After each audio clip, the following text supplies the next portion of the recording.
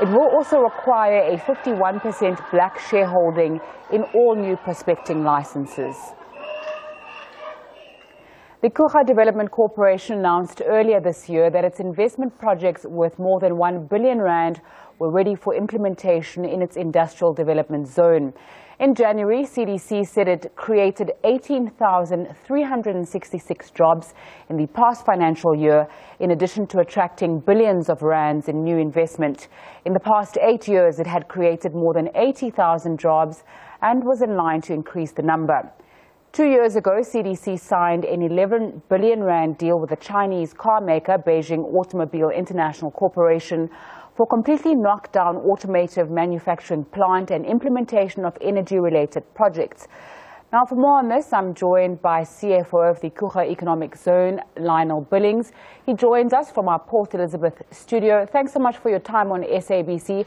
Take us through what happens at the Special Economic Zone.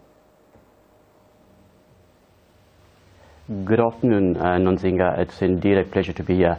As you've correctly said, we've had very pleasing results, and the primary reason behind that, I believe, is because of us sticking to our knitting, knowing what we're good at, having put in place the enabling environment for investors. It's been stated by many of late, particularly the Vice President from China, the People's Republic of China, who indicated that indeed the Coega Special Economic Zone is one of the best he's come across in Africa.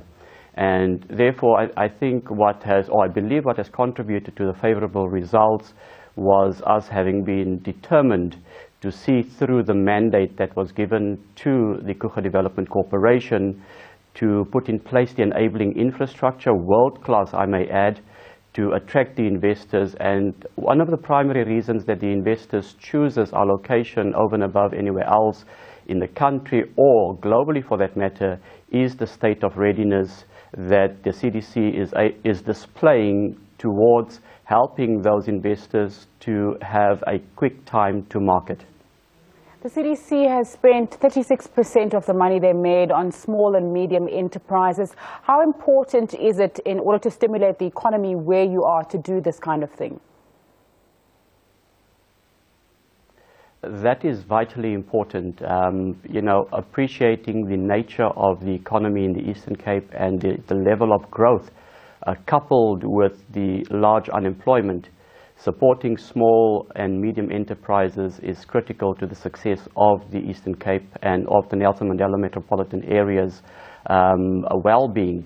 So we make it a point through our small and medium enterprises unit to focus on assisting SMMEs from the very beginning when they come on board to submit tenders all the way through to providing mentoring, specifically construction expertise that will come alongside with these SMMEs to help them to ensure that we do not compromise on the quality of what we deliver to our investors and to our tenants within the Coega Economic Zone. Now, the kind of numbers that we're seeing in the job creation that we've spoken about, the World Bank has also urged South Africa to have more zones such as the Coega Zone, Economic Zone. How feasible is it, and what will it do for our economy if this was possible? It is indeed feasible, and government has already initiated a number across the country. The important thing, however, is that we must ensure that these economic zones don't compete against each other within the country, because it becomes a race to the bottom as investors will play us off against each other. So critical in the process of administering all these economic zones would be for government to ensure that there is specialization amongst the zones, that each of these zones would seek to attract specific industry sectors and we don't all compete against each other. But I do believe that it is indeed feasible with specialization and with a concentration of investors that would benefit one from the other. I'm glad you've mentioned investors. Commentator Mzokolo Mpola said that South Africans need to move away from looking to foreign direct investment to stimulate our economy and look within. Is it possible with the kind of economic zones that you're speaking about to place less of an emphasis perhaps on foreign investment? Indeed, it is possible, and it is how you structure those arrangements to ensure that local industry and local business benefit from those relationships. And what is perhaps a key to point out with many of the investors that are located within the Coega Special Economic Zone is the fact that they have structured relationships with local partners. So we have a good blend of foreign investment together with local investment to ensure that local investors indeed do benefit as well. And, organizations like the IDC indeed played a pivotal role in that area as well. Lionel Billings, CFO of the Coega Economic Zone, thanks so much for your time on SABC News.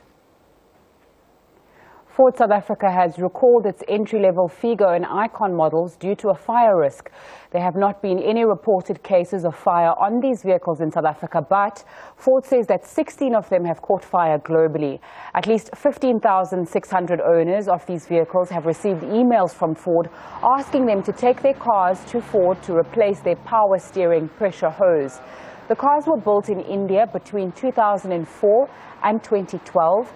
Ford has reassured its customers that there will be no charge for the replacement hose and labor costs. Next month, Ford will invite over 4,500 Coega owners whose vehicles were recalled to have a sensor installed.